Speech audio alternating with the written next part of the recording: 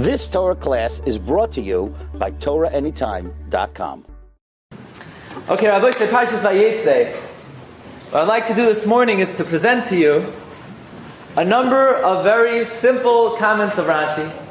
Comments that we're familiar with. We've learned many, many times. We're almost overly familiar with.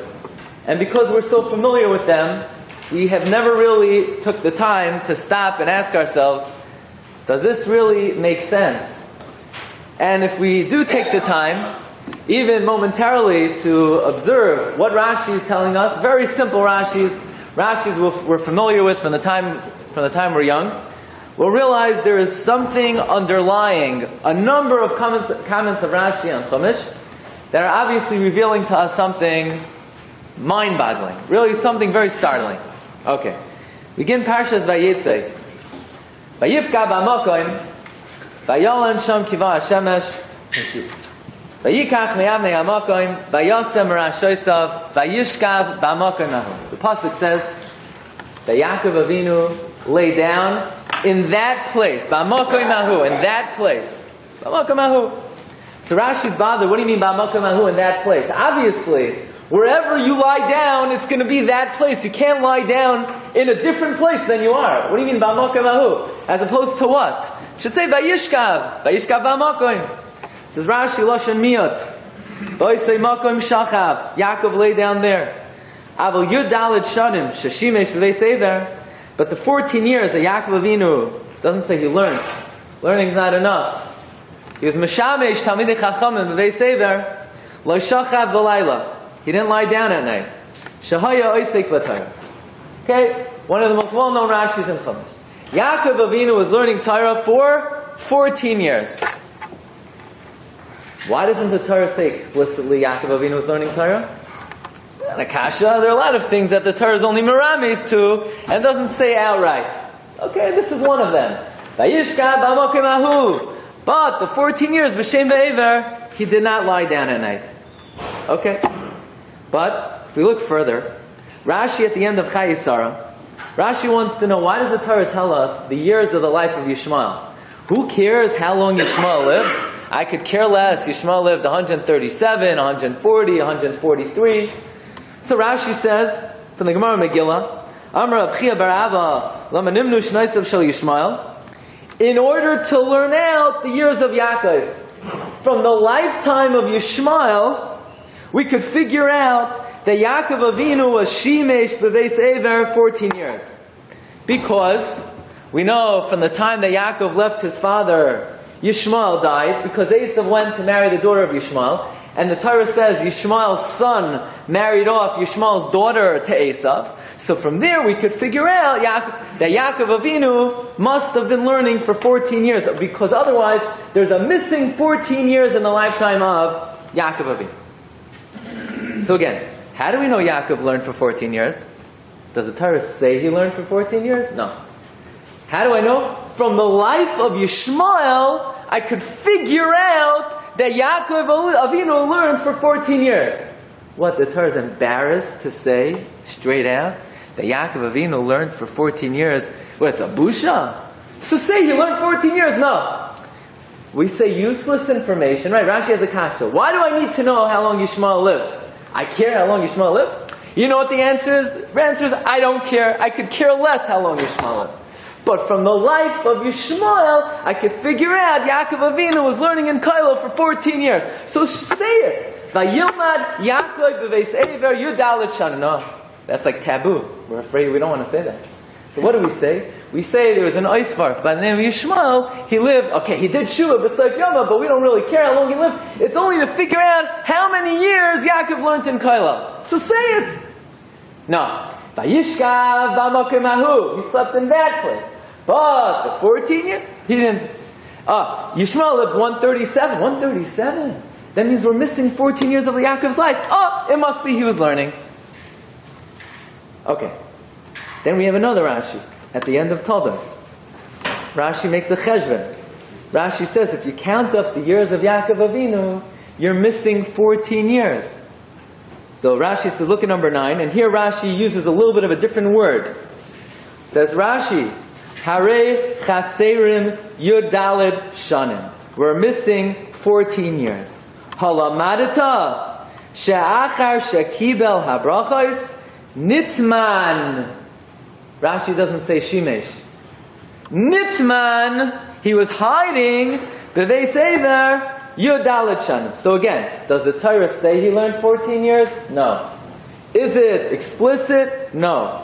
It's a cheshbon. We could figure out there are missing 14 years. What was Yaakov doing? It must be he was learning.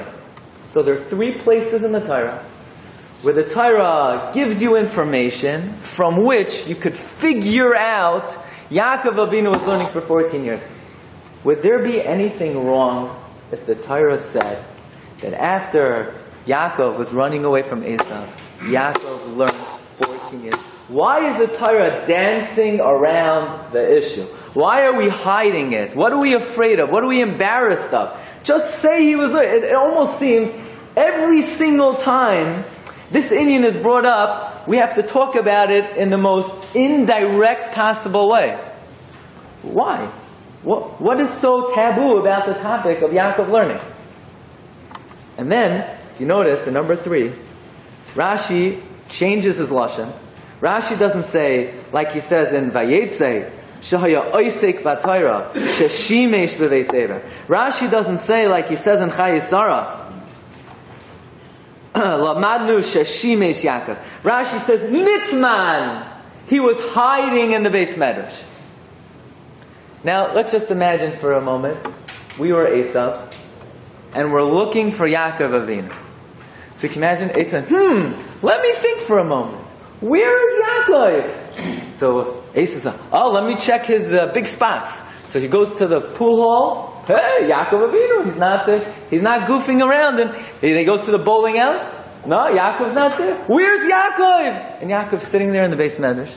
The same thing he's been doing for the last 77 years.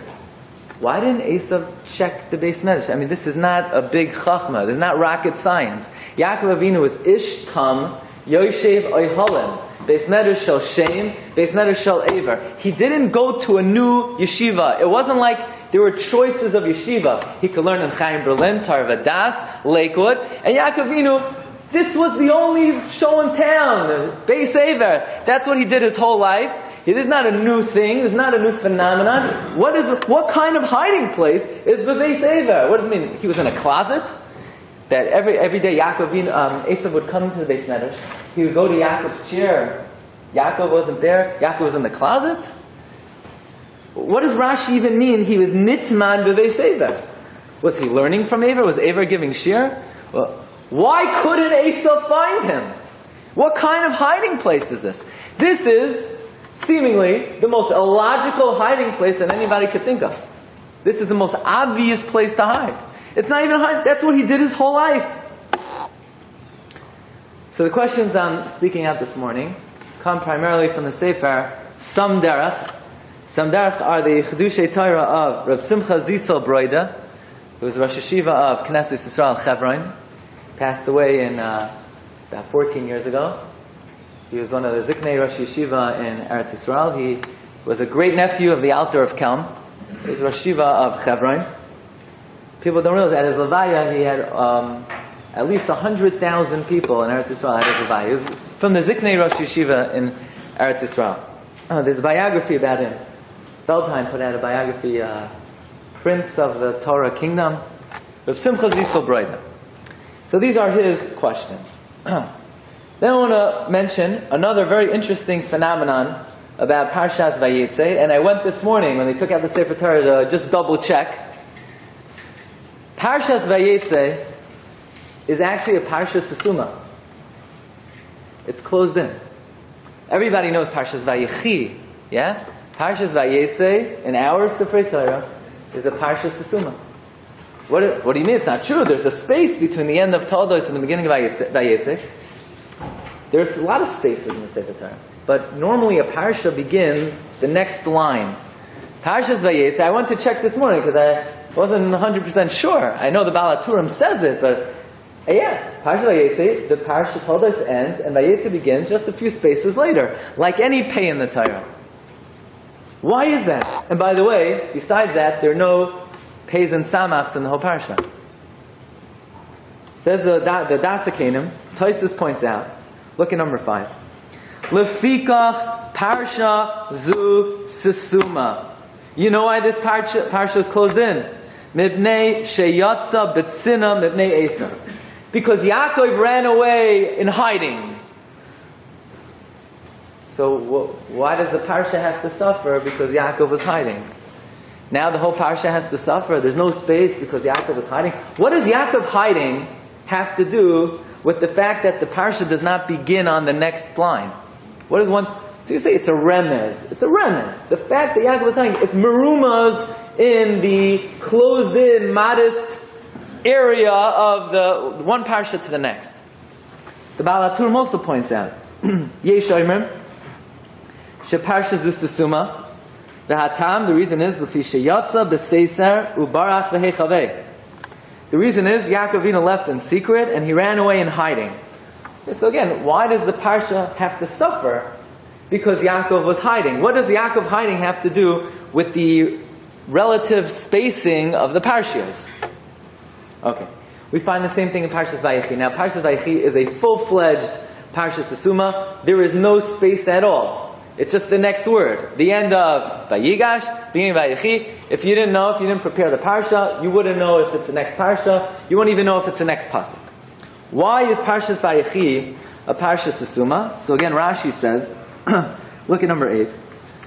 Lama Parshas Sisuma. Why is this Parsha closed in? L'fi shekivan sheniftar Yaakov Avinu Nistemu Einehem Veliban Shel Yisrael Mitzaras Hashibon. When Yaakov Avinu passed away, the hearts and minds of Klal Yisrael were stuffed up, were clogged up because of the tragedies of the shibud, of the bondage. She'eschilu l'shabdam.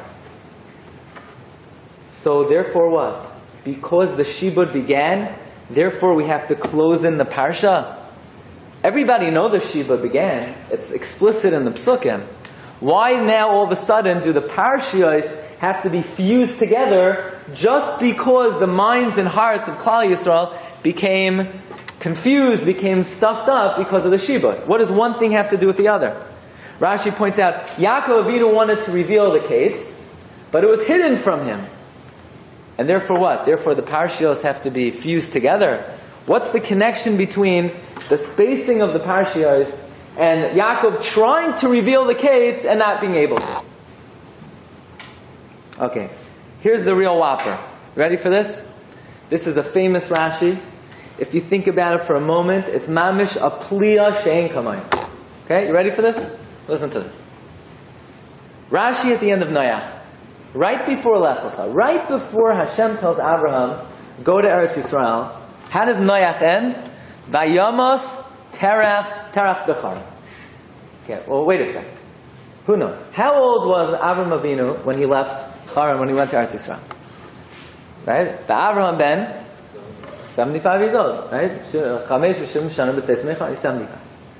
How old was Terach when Abraham was born? He was 70. So, how old would have Terach been when Abraham left Haran?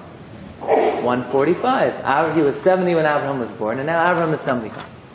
And then the Torah says at the end of Noach, Vayamos Terach b'charan. Terach died. So we would expect that Terach must have died at the age of 145. Because Abraham is 75 now, and Terach was 70 when Abraham was born. But we know the Torah says that Terach was 205 years old. He didn't die for another 60 years. So Rashi says, when the Torah says Terach died, Rashi says, just kidding. He didn't die. Rashi says, you know what it means he died? He died after Avram left Haran and he came to Canaan and he was there for more than 60 years. Well, that's not accurate reporting of the facts. So Rashi says, Abraham was 75 when he left Haran. Terach was 70 when Avram was born. That would make Terach 145 when Abraham left Haran. Adayin nisharu mishnoisav harbe. There are many more years left to Terach's life. Bilama hiktim akasav misasay shel Terach litzasay shel Avram. So why does the Torah report that Terach died before Abraham left? Shaloi Yehei Hadavar Mafursam Lakal. So people shouldn't know that Abraham left his old aging father. V'yomer, people are going to say, what kind of son is this? A kid forsakes his old father. He's not mechabed his father. He lets his father be all by himself for 60 years. People are going to criticize Abraham. And the Torah doesn't want people to criticize Abraham. The Torah doesn't want people to know Abraham left an aging father. So you know what the Torah does? It buries Terach. Is Terach? He's dead. Abraham didn't leave an old father. Abraham left a dead father. His father died, and then Abraham left. And this way the Torah protects the honor of Abraham. And says Rashi, but this is false. Rishayim, even when they're alive, they're called dead. So it's based on a true story. That's Rashi. One simple question. Rashi, do you think the people in the times of Terach got their news from the Torah? Can you imagine? You have people, they're sitting around the table, they're playing, I don't know, they're playing what they used to play in the ancient Charan and Or Kazim, and they're talking to him.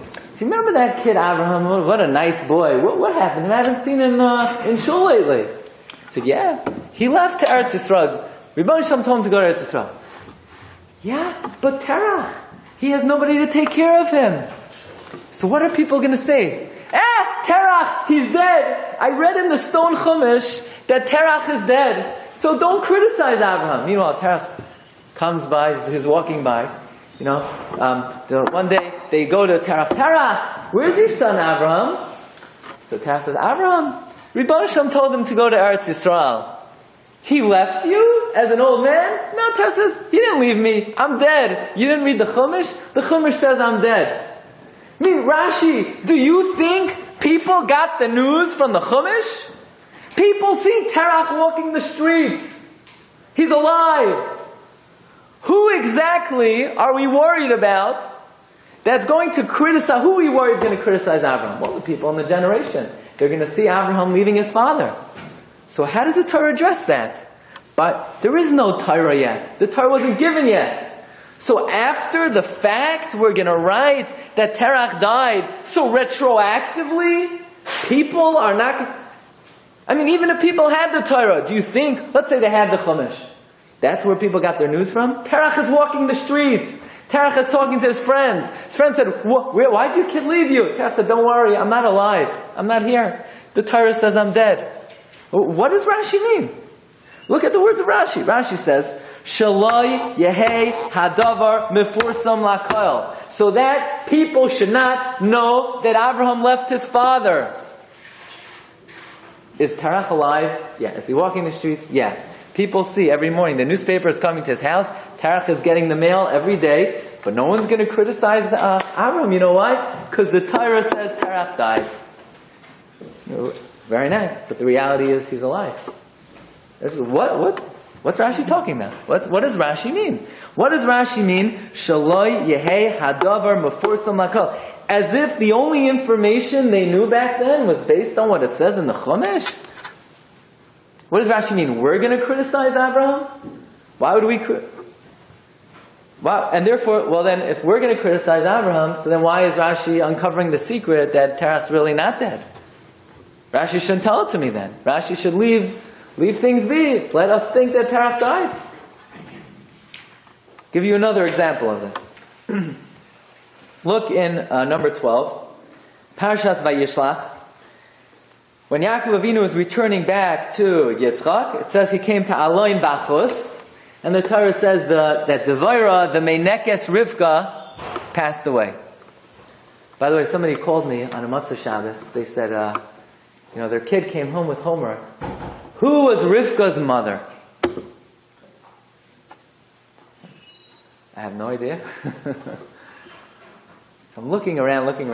Rav Chaim Kanievsky has a sefer, Lemichsei Atik, which means every time in the Chumash it says something and doesn't say who or when or what date, Rav Chaim tells you who or when or what date. It's a very short sefer, maybe 10, 20 pages. So it says by Rivka, she went to her mother. So who's her mother? So Reb Chaim brings down a medrash. Her mother was Devorah. Okay, there's a medrash Haggadah. So Devorah was not just Meinekes Rivka, but was also, according to some, the mother of Rivka. Fine. But Rashi says, Aloin Bachus implies there were two Avelos. Look at number 12. Va'agada Nizbaser Sham Be'evel Shem. At that time, Yaakov was told about a second mourning, a second Avelos. Shehu Gedlai Al Imoy Shamesa. Ve'aloin B'lashon Yevani Evel. So says Rashi, why doesn't the Torah say Rivka died? Shalo Yikalalu Habriyos Hakeres Sheyatza Mimenu Esav. So that people do not curse the womb that produced Esav. Af HaKasav Lo Persama. So therefore the Torah doesn't say Rivka died. So imagine such a thing. If the Torah would say Rivka died, then people would say, oh, Rivka, where is she? What happened to her? Oh, she passed away. And then someone would say, yeah, but you know what kind of kid she had? She had an Esav. But now, when people ask, where's Rivka? What happened to her? And people are going to say, what do you mean what happened to her? Nothing different than before. But I haven't seen her in a long time. It's a little strange why we haven't seen her in a long time. I wonder what could have happened to her. Now that the Torah doesn't say that she died, then what? Then nobody knows she died? As if the obituaries back then in ancient Middle East was the Chumash? I mean, when they opened up the paper and they read that Rivka Imenu died, what, all of a sudden, yeah, they died. But the Torah doesn't say that, so she must be alive? I mean, it almost seems like from Rashi, that people did not trust their own eyes. They didn't trust what they heard. Was Rivka alive or not? If she wasn't alive, why wouldn't people be Makalel, the keres that produced Esav? What does Rashi mean? People only find out that Rivka died from the Chumash. There is no Chumash. By the way, the Ramban points out that you know why the Torah doesn't write that Rivka died? Because who was at the Levaya? Yaakov was still in Padan Aram. Yitzchak was a Chayla. Yitzchak was a Suma. He couldn't come. Esav, the Ramban says, hated his mother, so he wouldn't come to Levaya. Listen to this. So if the Torah is going to say that Rivka died, the Bnei Ches are going to come and run and bury Rivka. And therefore the Torah doesn't want to say that Rivka died, the Ramban says. So the Bnei Ches don't come and bury Rivka. What? You think the Bnei Ches, every morning they open up the Chumash and they say, let's see what's going on in the world. Oh, Thomas Rivka, Rivka died. Let's quickly run and bury her. And now that the Torah doesn't say it, they're not going to bury her. I mean, who do they think that woman was who was being carried in a coffin out of the house? Well, we don't know because it doesn't say in the Chumash. That's what the Ramban says. I'll read to you the words. Lo ratza hakasav lehazkir. The Torah, on the third line they're on, the Torah doesn't want to mention that Rivka died, sheyikbiruhu b'nei ches, so that the b'nei ches would come and bury her, and therefore the Torah doesn't say that she died. Oh, what's Rashi talking about? What's Ramban talking about? These are Pashita comments of Rishonim that we learned dozens of times. You ever think for a moment, they're pliyim atzumim. They don't make any sense. Why does the Torah keep on skirting around the issue that Yaakov learned for 14 years? What's the big problem with it? Yaakov's hiding in the yeshiva. What kind of hiding place is that? Because Yaakov is hiding, you have to fuse the Parshas together. We only know Terach died. The people only knew because it said in the Chumash. They only knew Rivka died because it says in the Chumash. One last item. Vayhiven Saya Ha'aray. Vayhiven Saya Ha'aray. So the Gemara Masechta Shabbos, on Daf Kuf Tezvav days, going on to Kuf Tezayin, brings down a machlokes about the upside down nuns. What are those upside down nuns indicate? What does that mean? What is it trying to say? So the Gemara says that the Tanakama says, Parsha zu asalei HaKadosh Baruch Hu simniyos milmala ulamata loymar she'ein zeh mekayim. Really, Vayhiven Saya does not belong in Bahaloischa. Really, it should be in Bamidbar. When it speaks about the travels of Klal Yisrael, it should be in Bamidbar. What's it doing there? it's out of place, and it's indicated by the upside down. By the way, Rabbi says that's not the reason. Rabbi says, Sefer Bifnei Atzma. Vayhi ben Sayaron is a Sefer by itself. Right? According to Rabbi, how many books of Chumash are there? 7 books. Right? Shiva, Shiviyei Torah. The Rashash asks, why do we say Chamisha Chumshei Torah? We actually paskin like Rabbi. We paskin like Rabbi. Rashash says, what do you mean 24 books in Tanakh? 26 books. And that's how Rabbi that's how we paskin. Bereshis, Shemais, Vayikra, Bamidbar before Vayhi ben Saya, Bamidbar after Vayhi ben Saya, and Devarim. However, Reb Shimon Gamliel says no. Reb Shimon Gamliel says, Asida Parshas shetiyakar mekan, v'tichtav v'mekayim. Eventually, these 2 psukim of Vayhi ben Saya will be uprooted. Why were they put here? To separate, to stop, to be mafsik between Puranos and Puranos, between different punishments in the Torah. The Ramban explains, this is a very important Ramban, that there are 3 consecutive punishments written in the Chumash in Parshas Bahaloisva. Number 1, says the Ramban, the first punishment is Vayisu Mehar Hashem. That Klal Yisrael were standing at Har Sinai, and they heard Mitzvah 609, Mitzvah 610, Mitzvah 611, Mitzvah 612. They said, Oy vey, let's get out of here. Who knows? Rebbe Hashem might go up to 700, 800, 900. So they ran away. Ketinoy kabarech mi beis hasim. Right? That's what Rashi says.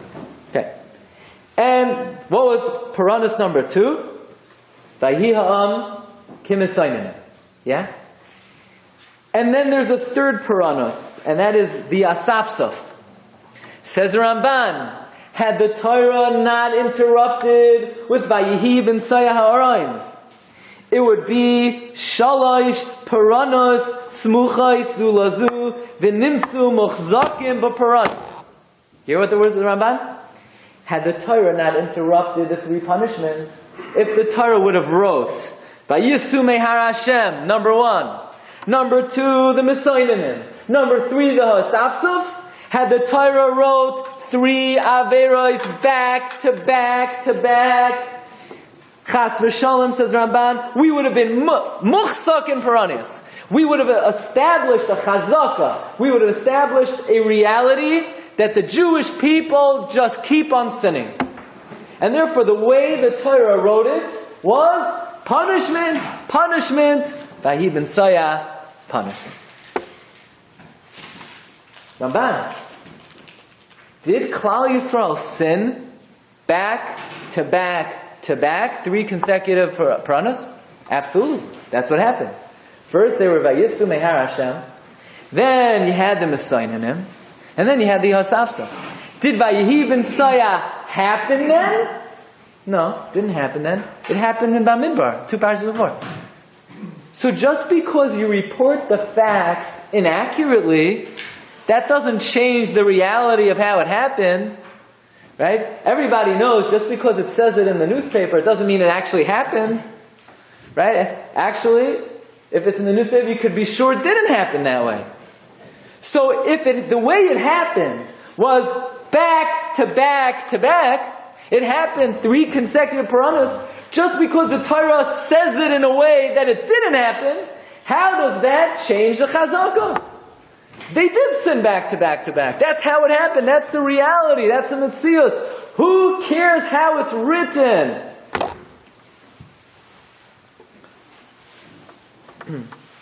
So we see from here a very fundamental yesod in how to learn Chumash and how to understand the Torah and what it means when something is written. And that is that we may think reality is what we see with our very own eyes, but reality is more determined by what it says in the Torah. And we'll explain the following way. We all know there's a concept of Estakel B'Iraiso Bara'am, that the Rebbe Shalom looked at the Torah and he created the world. Whatever you see in the world is less of a reality than the Torah, because the Torah is the blueprint. The Torah is the mold, the tzura, the architectural plans of creation and history. Whatever is in the Torah, you'll see in the world. Whatever is in the Torah, you'll see in history. Whatever is in the Torah, you'll see in reality. The reality as we see it is only a manifestation of what is documented in the Torah. I'll give you an example.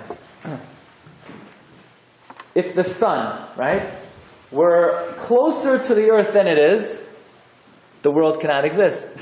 If the earth was closer to the sun than it is, we would all melt, couldn't exist. If the moon were misaligned a little bit, we couldn't exist. Everything in reality is perfectly set up and attuned to the way things needs to be. But it's the same thing in the Torah. Because that means like this. If the sun were a mile closer to us, we couldn't live. If one letter of the Torah was moved 1 inch, or one ice, or one pasuk, we also couldn't live. Certainly, if the sun moved, we couldn't live. You could be sure, you could take it to the bank, that if an ice would move, we couldn't live. Because the Torah, the letters of the Torah, are the blueprint of creation. That's why if you look in the Yalkut Shemaini, take a look. There's a very fundamental piece of the Medrash. Yalkut Shemaini says, we say every morning, the Torah was given in which generation? The 1000th generation. Davar Tziva Le'elef Dar. What do you mean? But Moshe Rabbeinu was generation 26? Yeah. So it says the Yalkut Shemaini, that means 974 generations before the creation of the world, the Torah was created. Take a look at number 18. It says the Yalkut Shemaini. Taf, Kuf, Ayin, Daled, Dairois, Kaidem, Shenivra Olam. 974 generations before the world was created.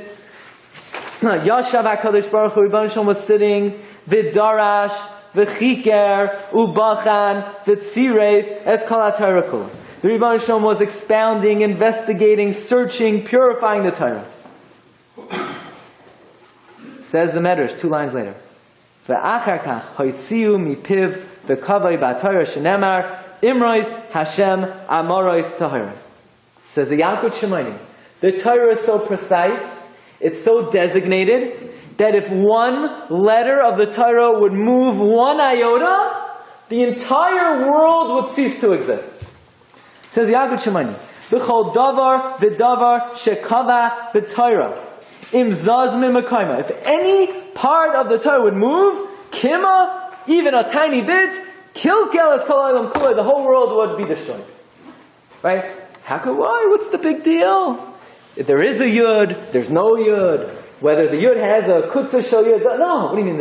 Is there a big deal where the sun is? We'll move the sun off a little bit. Yeah, if you move the sun a little bit, the world would explode. So if you move 1 ice of the Torah a little bit, the world couldn't exist. If, let's say, you added an ice to the Torah, all of a sudden human beings would have 3 heads. If you added one word to the Torah, all of a sudden the whole world would be off kilter. Because if the Bria would change, you understand the world couldn't exist. You could imagine if the Torah would be deviated just a tiny bit, the whole world would self-destruct. I'll give you an example. Now, that means, this is very important to understand. The same way, that means, everything in the Torah is a perfect blueprint to creation. If there are certain things in the Torah that need to be hidden in the Torah, and they, let's say, are now revealed, the world also couldn't exist. Rebbeinu Shalom determined certain parts of the blueprint cannot be revealed. So, for example, in the Gemara Megillah on Daf Gimel, that the Gemara says, who said the Targum of Nevi'im? Gemara says, Yonasan ben Uziel. And when Yonasan ben Uziel revealed Targum of Nevi'im, Nizdaza Eretz Yisrael Arbameas Parsa Arbameas Parsa. The world shook. The world was literally at the brink of self-destruction. Why? Because if the Rebbeinu Shalom determined that a chelek of Torah, namely the Targum of Nevi'im, needs to be concealed, so whoever, so to speak, violates the plans of the blueprint is shaking the core of the universe. And now all of a sudden the world is going into earthquake. The world can't stand anymore. Basically, this idea is, what the Zayar says, is stakel ba'iraisa ubara'am. The Rebbeinu Shalom looked at the Torah and he created the world. What does that mean? What does that mean the Rebbeinu Shalom looked at the Torah and he created the world? Nefesh HaChaim brings down. Look at number 22. Nefesh HaChaim brings down in the third paragraph. He brings down from the Zohar and Parshas Truma, the Chadbara Kutshabrichel Alma. When the Rebbeinu Shem created the world, Istakel ba ba'iraisa ubara alma. It's like he took out the big, you ever see the architectural plans of a building? You unroll it. Now, if you want to have a den in your new house, and there is no den in the architectural plans, you won't have a den in your house. If you don't have the extra bedroom that you wanted in the architectural plans, you could tell the architect from today till tomorrow you want an extra bedroom, but if it's not on the plans, it won't be in the house. It's the same thing with the Torah. Whatever it says in the Torah is revealed in the world. Whatever it doesn't say in the Torah is not revealed in the world. I'll tell you a ga'onistic pshat with Aaron Cutler. Oyim v'noira. If I were to ask you, what is possibly the most fundamental principle in all of Judaism? Oylama haba, oylama hazeh, doima lefroz b'nei olam haba, the world to come. Yisoid HaChasidus, v'shorish ha'avodah atmima, she'yizbar v'yis'amis etzel adam ha'choybasa b'oylama l'matzar she'yas ma'abad m'yamasa b'chol asheram b'chol me'chai v'hu she'adam lo nivra ela l's'anig al Hashem, says in Mesil Sesharim. That's the principle number one. This world is preparation for the world to come. So could someone please tell me why it doesn't say Olam Haba one time in the whole Chumash? Well, good kasha. Right? The Kli Yakar brings down 14 Perushim in the beginning of the Chukai, so why it doesn't say Olam Haba? With all the Perushim! But this is Yisoid HaYisoidus. Why wouldn't it say Rebbe Shem created the world, and then after a person dies, they go to Olam Haba? Could you? Maybe we should say it. I have to rely on Pirkei Avos. Says Aaron Cutler, the Torah is the architectural plans of the Bria, of the world. Whatever it says in the Chumash, you could see with your eyes in this world. But there's a problem. Because Rebbe Shem does not want us to see Olam Haba. Ayin lo yira'asa elokim zu lasecha. Olam Haba, you can't see Rebbeinu Shalom and you can't see. So therefore, says Rav Aaron, the Torah had to conceal oylama haba in the architectural plans, at least of the revealed Torah, so that in revealed reality we cannot see oylama haba. Because if it would say in the Chumash, oylama hazeh doimer b'froz b'nei oylama haba, so then we would see when we do a mitzvah, you go to oylama haba and there Yud Gimel and the Horei Safar Samoin, and why doesn't the Torah say, yeah, oylama haba is so geshmak, you have this number of rivers and this number of whatever the Gemara say about it? The answer is, if it would be in the Chumash, you would be able to see it with your eyes. And the Rebbe Shem doesn't want you to see it with your eyes. So therefore the Rebbe Shem had to remove it. Had to surgically remove it from the architectural plans. It says the Nefesh HaChaim. You know how Rebbe Shem created the world? Look at these words. The Pasuk says, Va'eyeh etzloi amoin. It says in Mishlei, Parak Ches, I will be to you as a tool. The Torah is a tool. Ki bara kuchabrichu alma. When the Rebbe Shem created the world, ad lo isbri alma akdima sayraisa. Before the world was created, there was a Torah. V'chad ba kuchabrichu lemivrei alma. When the Rebbe Shem wanted to create the world, have a mistakel ba'iraisa b'chol mila u'mila. Rebbe Shem just looked at the words. Rebbe Shem looked at the words. Bereshis bara like him. All of a sudden, there was a world. Istakel b'hai mila ubaras hashamayim. How did Hashem create the world, the shamayim? He looked at the words es hashamayim. How did Hashem create the ar? Ksiv ba vayom elikim yihi ar. Istakel b'hai mila ubara es ha'ar. So you can imagine, if there's any deviation, if the Baal Kaireh does not pronounce a yud, why do we jump on him? What's it, right? The biggest crime in the world, the Baal Kaireh mispronounces a word. Yeah, it's a big deal. Because that can make the difference between whether there's just going to be a regular rainfall or is going to be a tornado. This is the blueprint of creation. This is the blueprint of history. What would happen? You say, oh, big deal. I'll just take a little proton and I'll remove it from the electron. Big deal. It's just a little atom anyway. Just take split the atom, split it in half. It's very small. You can barely see it anyway. Is it really a big deal? Yeah, that's the difference between there being a country there or not being a country. The difference between an atom bomb and not. Well, If you remove an oisa the Torah, it's even more disastrous. It's even more earth-shattering. Because the Torah, the atom, is the building block. The Torah is the tool with which Rebbeinu Shalom created it. And therefore, says Reb Simcha Zisel Breiter, Yaakov Avinu is in Yeshiva Shem Be'ever, doing what he always did. So how did he succeed in hiding there? You know why? Because the Torah went ahead and removed it from the open reality of the blueprint. It doesn't say in the Chumash that Yaakov learned. You know what it says? He slept in that place. But the 14 years he was in Yeshiva Shem Ever, he didn't sleep. He must have been learning. So why doesn't it say he was learning? Because the Torah is specifically skirting the issue, removing from the explicit reference that Yaakov learned. Because if it doesn't say it in the blueprint, Esav could search the Beis Medrash from today forever. He will not find Yaakov Avinu. What do you mean? But Yaakov's there. He's not in the reality. He's not oylama. But where was he? He was there, wasn't he? He's not in the Messiah. Well, how could that be? Because the Torah removed him from the revealed text. And if he's not in the text, he's not in reality. The same way, Rav Aaron Kotler says you can't see olam haba because olam haba is not written in the Chumash. You can't see Yaakov learning in Yeshiva Shem Be'ever if it doesn't say in the Chumash he was learning in Yeshiva Shem Be'ever. Whatever it says, you can see. Whatever it doesn't say, you can't see. So how did the Torah accomplish this? By saying, he learned, he slept in that place. But 14 years, he didn't sleep. How do we know Yaakov was learning? Oh, it doesn't want to say explicitly. Yishmael was 137, and from the years of the life of Yishmael, we could deduce, we could infer that Yaakov must have been learning for 14 years. But don't say it. Because the moment we say Yaakov was learning, that's the moment you give up the hiding place of Yaakov Avinu. But once it's omitted from the text, it's omitted from reality. And how else did the Torah accomplish this? Comes Rebbeinu Shalom, and he takes the building blocks of the universe. You know what the building blocks of the universe are? The words of the Torah.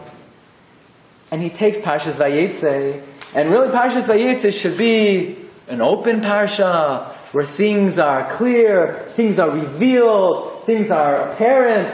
And the Rebbeinu Shalom says, well, this part of the universe, I'm going to make a DNA structural change to reality. I'm going to take Parshas Vayeitzey, and he's going to fuse it together with Parshas Toldos, where it's completely closed. There's no space between the end of Toldos. The Rebbeinu Shalom is hiding Yaakov Avinu. He's hiding him from reality. He's removing the openness. He's removing the apparency. How? By fusing together, by removing the open spaces. Rebbeinu Shalom is changing the apparent reality of the world.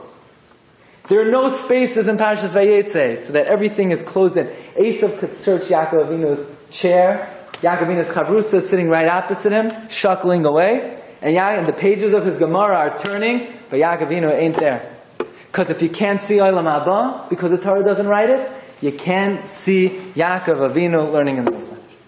Says Rav Simcha Zisel Breiter. We come to Terach. And Terach died 60 years later. So why does the Torah say he died 60 years earlier? So that people shouldn't think that Avram Avinu left an aging father. Yeah, but they see Terach walking the streets, and they see Avraham left. So what, people got their information from the Chumash? There was no Chumash! The answer is, the Chumash is the reality of the universe. And if the Rebbeinu Shalom writes in the Torah, Vayamos Terach B'chara, people could read in the newspaper that Terach is alive. People could see Terach walking down the street. People could have seen the goodbye party that Terach made for his son leaving Haran. But in their reality of their consciousness, it's Vayamos Terach B'charan. Terach is as good as dead. But they see him. The reality of the world is only what it's reported in the blueprint. And if in the blueprint it says, Vayamos Terach B'charan, in people's open consciousness, when people walk down the street, they say, Yeah, it's no wonder to me why Avim Avinu left, because Terach died. But I just spoke to him 2 minutes ago. It's not in the reality. The Metzius, the reality of the document, the Torah says he died, that is what is apparent to people. The Ramban says, why doesn't the Torah write that Rivka Imenu passed away? Because if the Torah would write Rivka passed away, who would come to bury her? The Bnei Ches. But now that the Torah doesn't write it, the Bnei Ches are not going to come bury her. The Bnei Ches are reading the Torah to see if Rivka did die, didn't die? No, they're not reading the Torah. But if the Torah establishes in the blueprint and doesn't say that Rivka died, then in the consciousness of man, it's as if Rivka's still alive. They could see her being taken out to the kever. They could see, doesn't matter. The Bnei Ches will never come bury her. They'll never realize it. There's a certain level of reality that is not apparent unless it's in the text. If oylama is not in the Chumash, you can't see it.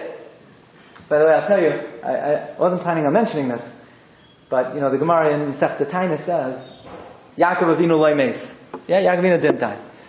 So the Gemara asks, V'chi b'chdi, Saftu saftanaya, V'chantu chantaya, V'kavru kavraya. What, they eulogized him for nothing, they buried him for nothing, right? In other words, the Gemara says he didn't die. Right? The Gemara of Nachman asks, how's that possible? But they buried him. Amar Rabbi Yochanan, Mikra ani doiresh. I'm darshaning a pasuk. V'ata avdi al tira avdi Yaakov, v'al techas, ki hineni Moshiacha meirachik, v'et zaracha me'eretz shivya. Makish hu lezarai. We compare Yaakov to his children. Ma zarai b'chayim, af Yaakov b'chayim. Well, what's the conversation over here? Rabbi Yochanan said Yaakov didn't die. So they asked him, but they put him 6 feet under. So Rabbi Yochanan, I darshan a pasuk. Nice drasha. Beautiful drasha. Good drasha. Yeah? But we saw Yaakov buried. How did you answer the question? The question is, we saw Yaakov being buried. So nice drasha, but we buried him, we embalmed him, we cried for him. So what do you mean you darshan a pasuk? Says Rav Hutner in the Pachad Yitzchak. What Rabbi Yochanan is saying is exactly what we've been saying in the Shiur. Whatever it says in the open text is open reality. So they thought what Rabbi Yochanan meant was, Yaakov Avinu didn't die! He's walking the streets! So they asked him, he's not walking the streets, he's buried! Rabbi Yochanan said, no, you didn't get what I'm saying. It doesn't say in the Chumash he didn't die. In the Chumash it says he died. And that's why Yaakov, to your eye, he's buried, and he's embalmed, and we cried for him. Mikra ani dairesh. I'm saying it in Torah Shabbat Peh. What it says in Torah Shabbat Peh is not in the revealed reality. That's only on some level of, some dimension. In other words, whatever is in the written text is in the revealed reality. If it doesn't say oylama in the written text, oylama is not revealed to us. If it doesn't say Yaakov was learning, Yaakov's learning is not revealed to us. If it says Yaakov died, what's revealed to us is Yaakov died. It says Rabbi Yochanan, Mikra ani dairesh. I'm just saying it in Torah Shabbat Peh. Whatever it says in the Torah Shabbat Peh is a different dimension of reality. It's not a reality that is visible to our eyes. That's why if it says in the Torah, Terach died, to the perception of man, Terach is as good as dead, despite the fact that he's walking the streets. Rivka is as good as alive, because it doesn't say she died. I'll tell you another example of this. Look at number 28, in Parshas Vayishlach. It talks about all the animals that Yaakov Avinu was sending to Esau. The male rams and the male goats, the female goats, the male ram, the female. And then it says, Gemalim meinikois shloish. It says, Gemalim meinikois ubeneim shloishim. By the camel, it's the only animal. It doesn't talk about the male and female. It talks about the female and their young. Right? It says 30 nursing camels ubeneim and their children. So Rashi says, what happened to the husbands? Rashi says, really, benehem means bana ehem. They're builders, the husbands.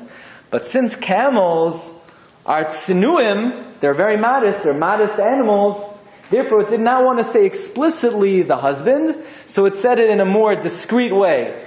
Gemaleim meinikois, ubeneim their children, but we darshan their husbands. So what's happening? All of a sudden the Torah is like a zoo book. The Torah is telling me the habits of camels. They should know camels happen to be, here's an interesting biological tidbit of information. That you should know all the other animals are more prutzim, but camels are more tznuim. What the Torah is giving, I need a remez. So one is going to say over at the Shabbos table, you want to hear a nice remez? Camels are very tznuim. So therefore, the Torah says a remez, uveneim, it means banaehem. Says Rav Simcha Zisel, no, just the opposite. The Torah is the blueprint for creation. What made it that in the reality of the world, all the other animals are more open, and the camels are the most modest of all the behemoths? The fact that the Torah wrote camels, uveneim, and only was merames to the zachar, that created a reality that of all the animals, the camels are the most modest. It's not the Torah being merames to this phenomenon. The Torah is creating this phenomenon by writing about the gemalim in this oifen, in this way. Let's come back to the Rambam. Did Klal Yisrael sin in Parshas Behaloischa 3 consecutive times? Absolutely. They ran by Yisro Mehar Hashem, the Mesoinim, the Hasafsaf. But when something happens in this world, that's not reality. What's reality is what it says in the architectural plans. If the Torah would write, Vayeitzey Mehar Hashem, Vayiham Ki Mesoinim, if the Torah would write it like that, would document it like that, if in the blueprint of creation it would say, Klal Yisrael sinned, back to back to back, that would create a reality that would be part of our makeup, it would be part of our DNA, that Klal Yisrael are chaytim. So the Rebbeinu Shalom said, I don't care how it happened, but we cannot write in the blueprint, in the document, that Klal Yisrael sinned back to back to back. Because if it's in the document, that becomes the fabric of reality. We'll take it one further step, one added step. It's not only the way something is written in the Torah will create what the reality is, but when during the year we read certain parts of the Torah, that also affects the way the year will be in reality. I'll give you one final example. The Magen Avram brings down, this is in number 32, the Magen Avram brings down from the Ksavim that Klal Yisrael, every Jew, should cry over the burning of the Torah, because when the Torah was burnt, the Torah was given over to the Klippa. He says in Magen Avram, it says in the Sefer Tanya, not to be confused with the Tanya of the Shulchan Aruch Harav. This is a much earlier work. It says the Sefer Tanya, it says Magen Avram, that on the 6th day of Parshas Chukas, there's a minhag to fast, because on that day 20 wagon loads of Sfarim were burnt in Sarfas in France. So I asked the Magen Avram Akasha, since when the whole year do you fast or do you commemorate anything by a day of the week? Everything on our calendar is a day of the month. Chanukah is the 25th day of Kislev. Pesach is the 15th day of Nisan. Sukkot is the 15th day of Tishrei. Since when do we commemorate something by the day of the week? Says the Magen Avram. Because in those days, in the 15th century and the 13th century, they made a she'elas chaloim. They asked the heavens via a dream, why is this tragedy happening? And from Shamayim they reported that the Yom HaParsha caused it. Because that was Erev Shabbos Parshas Chukas, and they got the following message in a dream. Zois Chukas HaTorah is the Targum, Da Gezeras Oiraisa. This is the decree of the Torah. And since that week, they linked in the Parsha the words Zois Chukas HaTorah, and it's the day before Shabbos. They determined that it was the Kriyas HaTorah of that Shabbos that made the tragedy. So now you see an added chiddush. It's not just the placement of the Parsha. It's not just the opening spaces, the closing spaces of the Parsha. It's the time of the year that a Parsha is read that affects the reality of the world. If you want to know why it's snowing outside, there's something in this week's Parsha that we're going to read that created the metzius of what's happening in the world. That's what the Magen Avraham says. Magen Avraham says openly. Why do we fast Erev Shabbos Parshas Chudas Yom HaParsha Goyreim? How is Yaakov Avinu able to hide in Yeshiva Shem Va'ever? Because the Torah takes Parshas Toldos, Parshas Vayeitzey, merges them together, merges the two Parshas together, conceals Yaakov Avinu. Esav's looking for him, he's not there. The Torah doesn't write, he's learning. It's hidden from the world. One last quick example. Parshas Toldos. Eile Toldos, Yitzchak ben Avraham, Avraham hoiledes Yitzchak. Rashi says, if it says Yitzchak ben Avraham, I got it that Avraham is the father of Yitzchak. If 1 + 2 is 3, 2 + 1 is also 3. It doesn't. You could say, you don't have to say it both ways. So Rashi says, well, the late Sanei Hadar said they found Yitzchak on the street. So what did Rebbeinu Shalom do? He was tsar klaster panav shel Yitzchak to look like Avraham. He molded Yitzchak's face to look like Avraham. Therefore, there was eidos that Avraham hoiledes Yitzchak. So we always tend to think of it that the fact that the Torah repeats Avraham hoiledes Yitzchak, that's a remez to the fact that Yitzchak looked like Avraham. Based on what we learned today, you could say a little bit deeper. It's not a remez, it's not a hint to the fact that Yitzchak looked like Avraham. By the Ribbono Shel Olam writing extra words in the Torah, Avraham hoiledes Yitzchak, that is what physically manipulated the face of Yitzchak to look like Avraham. The Torah is the blueprint of creation. Those words are not the remez to what happened. Those words made that the reality. So says Rav Simcha Zisel Broida, you know what you see from here? If the movement of one letter in the Torah would destroy the world, first of all, look how beloved the Avos are to the Ribbono Shel Olam. Because look, their lifetimes span so many oisiyos HaTorah, so many words of Torah, so many parshas of Torah. Look, this is the most beloved thing to Ribbono Shel Olam. If in the architectural plans themselves there are kama v'kama parshiyos that speak about their life, this is the most precious thing to Ribbono Shel Olam. And look how valuable they are. Because if changing one letter could destroy the world, and yet the Ribbono Shel Olam was willing to change words and letters and parshas just to protect their kavod. Where the Ribbono Shel Olam writes, Terach died, the Ribbono Shel Olam is willing to tamper with the architectural plans just for the kavod of the avos. So this is a little bit of an illustration of the tremendous amkos of every word of Torah, every pasuk of Torah, every ois of Torah, the value of the avos b'nei Hashem, and the value of tremendous power, every word of Torah, every ois of Torah. I thank all of you for listening. I wish you all a wonderful day. Shkaya. You've just experienced another Torah class brought to you by TorahAnytime.com.